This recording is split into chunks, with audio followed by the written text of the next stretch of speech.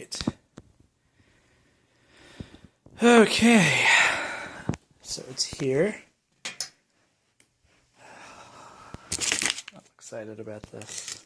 Let's see.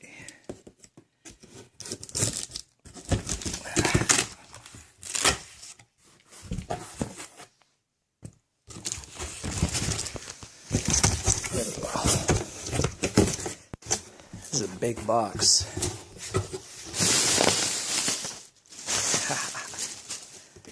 Ah, yes. Fantastic. There's a lot I don't remember fondly about my childhood. I was bullied, made bad grades. My parents never really seemed to know what to do with me.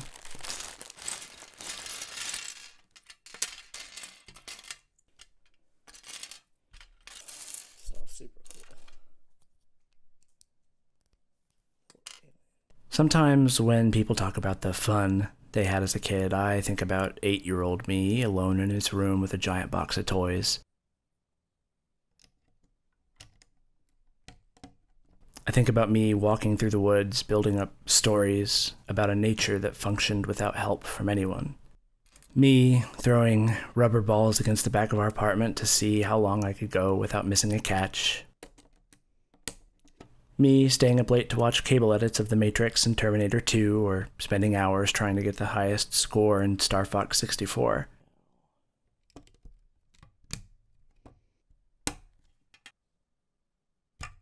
Oh. I don't know when I got my first Lego set. As far as I remember, they were always there. My favorites were always the ships with thin, angular pieces. These ones seemed to ooze cool from every peg, and they were so rare in my collection as to be a precious resource. I had one minifig, a guy with long bangs and a cocksure grin. He was the main character. I'd send him on journeys across the stars to planets populated by several generations of Power Ranger Zords enslaved by the nefarious Blastwing Batman. Blastwing Batman whips his massive cape to cut down the cold criminal. Now Robin comes with his Redbird cycle to put evil on ice as Batgirl blasts in to send Freeze to the cooler. Batman and Robin. Vehicles come with figures. Blastwing Batman sold separately.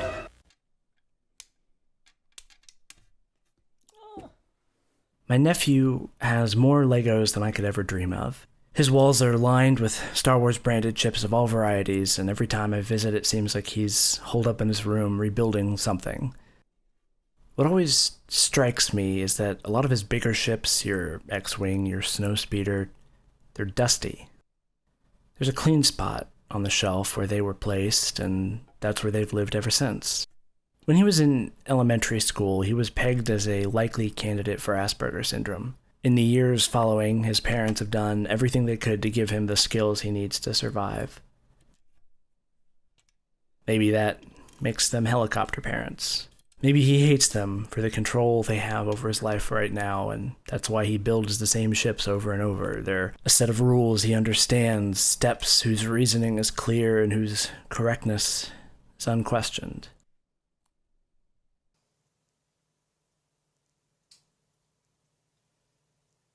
When I'm with my nephew, I try to encourage him to do his own thing, to build something new. But then I look at these completed icons, and I can't help but feel I'd want them on my shelf too. There's something about that, about having a finished X-Wing to show that feels more valuable than if it was something you'd come up with yourself.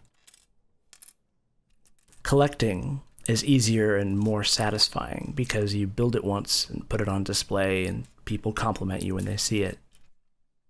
When all you have is stories, when your best friends are the worlds built on the backs of toys, those compliments mean everything.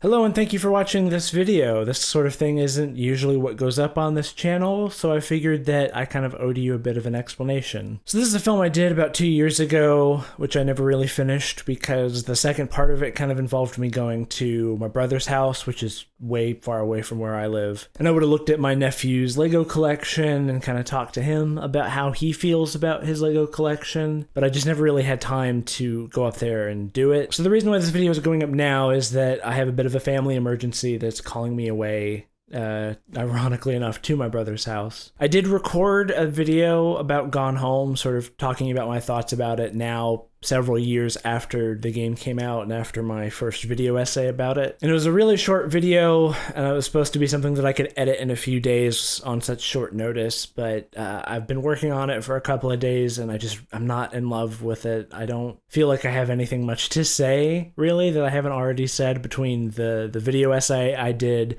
and the 5-part playthrough I did over at Magic Circle Gaming. I might revisit that stuff when Tacoma comes out, but what I realized is that the Gone Home video that I recorded was kind of just a placeholder thing that was like, oh yeah, this is short and sweet and I can get it done in time, and it'll make sure that I don't miss my schedule. I don't know how I feel about releasing content that I'm not wholly satisfied with just to fill my schedule. It feels like I'm kind of shortchanging the people who are supporting me on Patreon and my subscribers and anybody who cares about quality content on YouTube. Anyway, I have a handful of unfinished projects like this one that I might release on this channel if people are interested. And I definitely want to get back to this kind of stream of consciousness filmmaking because it's a style that I really enjoy, and you can probably see hints of it in my video essays. Anyway, I hope this was entertaining or enlightening for you.